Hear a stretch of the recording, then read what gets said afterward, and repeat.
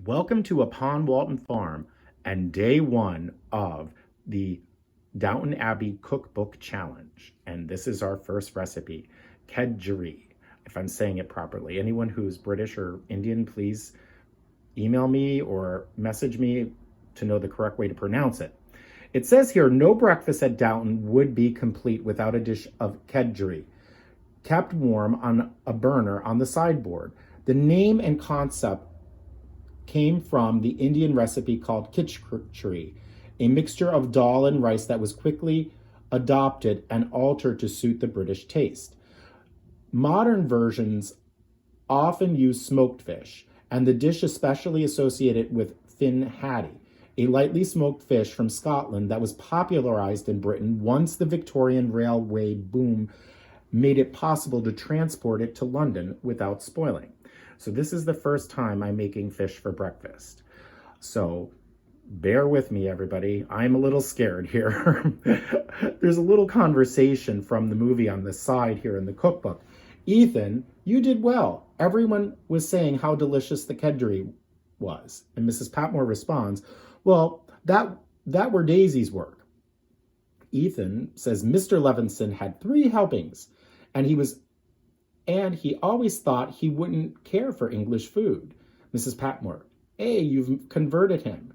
Daisy, and that's something to be proud of.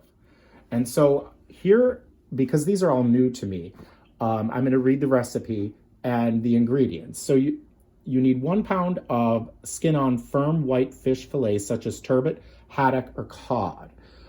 1 cup of milk, 4 tablespoons of butter, 5 cups of cooked white or brown rice, a 1/4 cup of fish or chicken stock or water as needed, 1 teaspoon of cayenne pepper, salt and black pepper, 2 eggs, 2/3 a cup of heavy cream, and then for the garnish, flat leaf parsley, 1 bunch small and chopped, and 2 hard-boiled eggs peeled and sliced. I'm going to read the recipe and then tell you where I kind of I haven't changed the recipe at all. I'll give you an order of battle.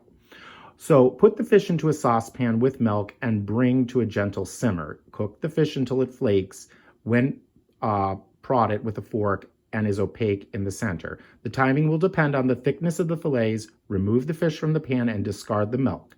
Let the fish cool until it can be handled, then remove and discard the skin. Break the fish into large flakes, removing any errant bones and set aside. Now this part, I've already made my rice in advance, and I've made the hard-boiled eggs in advance, and I've gotten the eggs that you're going to add to the dish. I did as much as I could in advance. Melt the butter into a high-sided frying pan over medium heat, and stir the rice in and stir and coat with the butter.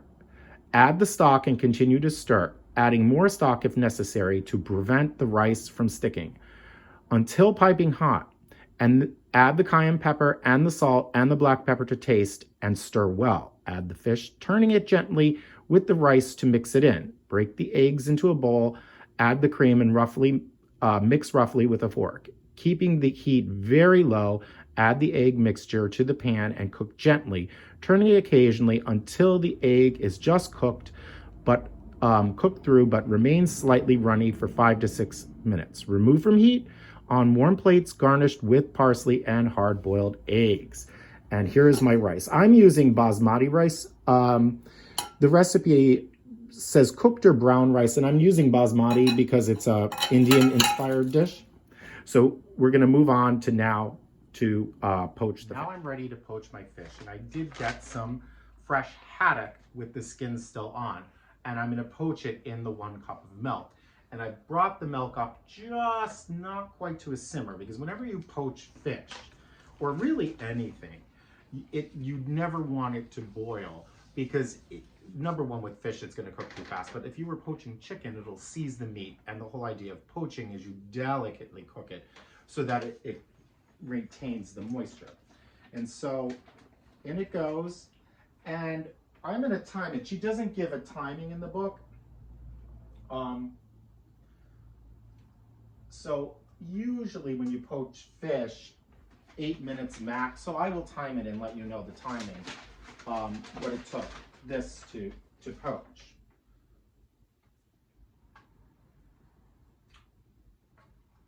And I actually have a fish poacher. I should have used it because they just fit in the pan. So we'll let that poach and we'll be back in a second. While my fish is just poaching gently, I'm going to get the eggs and cream ready. So into a small bowl, I have added 2 eggs and 2/3 a cup of heavy cream. And she says to just beat it lightly with a fork. So break eggs into a bowl, add the cream and mix roughly with a fork. So that's, I guess, why it's not with a whisk. So that's what I'm going to do right now. And so I'm assuming the eggs are, maybe this prevents it from turning into an omelet. So I think that's rough. So I hope that's going to be good. So we're still poaching. The fish is poached, and it actually took a good 15 minutes. Now I did it over very low heat, slowly, and I'm using haddock, which is thick. And so I think that's why it took so long. But the recipe says until it begins to flake apart. And it is. It's cooked through and opaque. She then says to remove it from the milk and let it come to probably not quite room temperature, but cool enough to work with. And so that's what I'm going to do right now. So I'm going to remove the fish.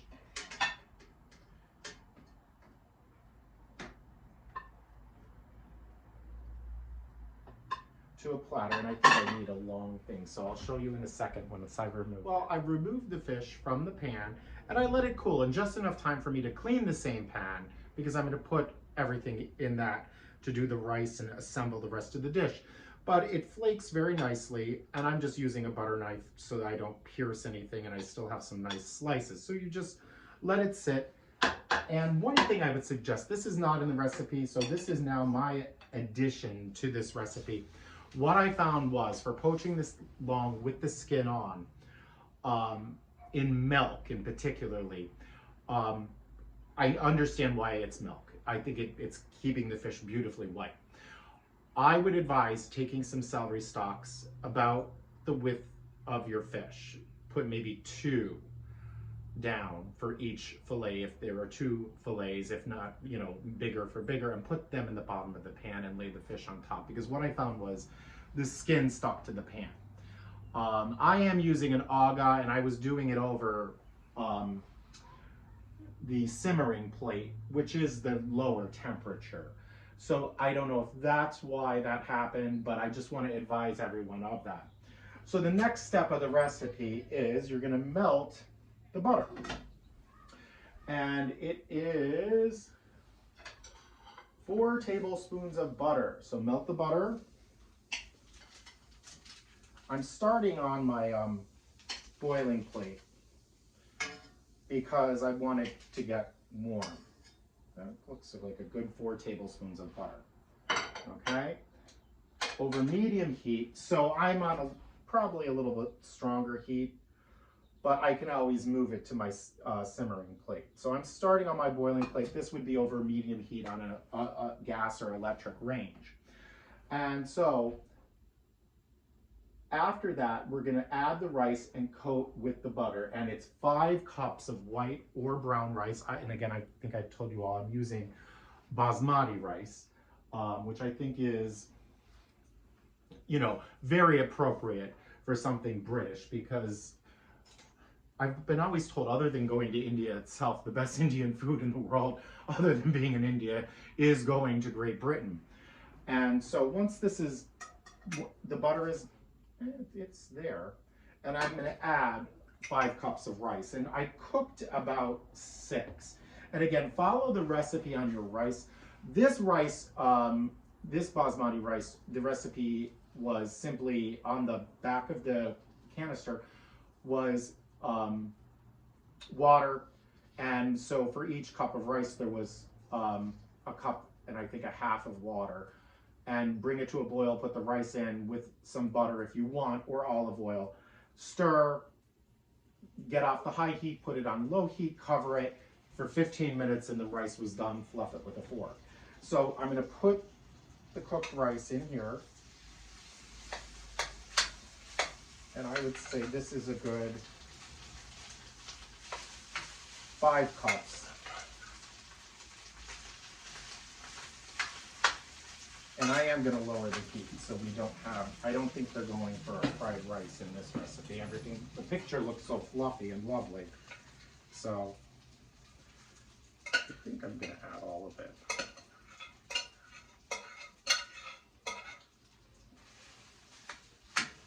And then it just says to stir and coat with the butter. So I'm going to do that and we'll be right back.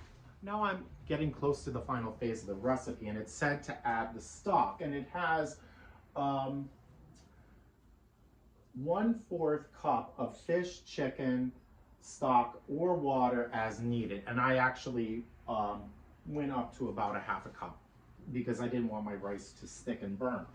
And so now I am going to, it says to add the salt and pepper. And so I'm going to season it. It says just to taste. And then we have 1 teaspoon of cayenne pepper. That goes in and stir. I am going to alter the recipe again slightly. And it is because I don't want my fish to fall apart. I want those lovely flakes that are in the picture. So I am going to do the egg next, okay? And it says over gentle heat or low heat to cook the egg because you don't want the egg to scramble when you put it in. And then some pepper.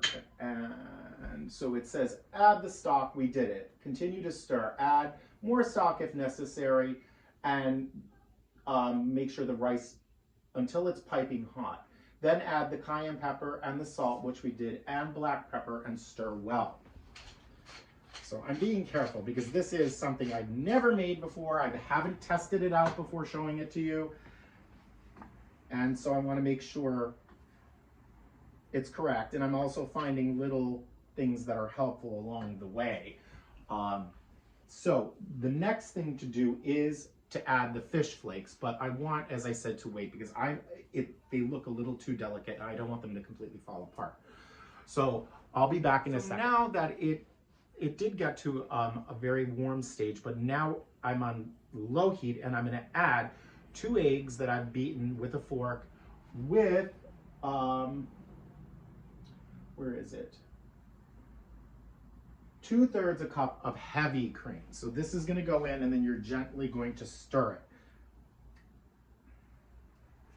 And so that's all I'm going to do. And already the eggs are cooking, but very, very gently. This is certainly unique. I've never made anything like this in my life. In some ways it is reminding me of a Chinese fried rice that has eggs in it, but usually, from what I remember, the eggs are done separately, chopped, and then added. I'm not sure. I've never made Chinese fried rice. So I'm cooking it gently. And the picture just shows pieces of nearly scrambled eggs. So that's what I'm going for. I want to be as accurate as possible. And I'm sorry for rearranging one of the steps. If you have firmer fish, perhaps, turbot can be very firm. Cod as well. I think the haddock was a little bit on the, I had to use 2 fish. They weren't very big fish. So that might be why my fish is so delicate. So I'm just stirring this and then we'll put the flake fish in just a bit. Welcome back. And as I told you, I reversed a step and I'm kind of glad I did. I think my fish would have broken up a little too much. So I flaked the fish and now I'm just going to put it in and gently stir. And, you know, it's probably now a little closer to room temperature. And so I'm just going to put it all in and give it a very light stir. and then we'll come back and I'm going to show you how to garnish it. Mine is a little bit more on the orangish pink side, and I think it's because of the cayenne pepper. It's not as vibrant white as the picture, but I don't know if that's the way it should be or not, but it's going to look a little bit different. So see you in a few, and all the garnish is chopped parsley and 2 hard-boiled eggs sliced. Well, welcome back, and it is finished. Fini. We have our Kedgeree, and mine's a little different than the picture, but I think it actually came out fairly well. And again, I advise don't add the fish flakes until the very end. And all I've done mine in a chafing dish in honor of Downton Abbey. Carson would be very proud to see the silver. And so I've garnished it with parsley and sliced egg yolks. So thank you for joining me for this very first episode on the Downton Abbey Cookbook Challenge. Bon appetit.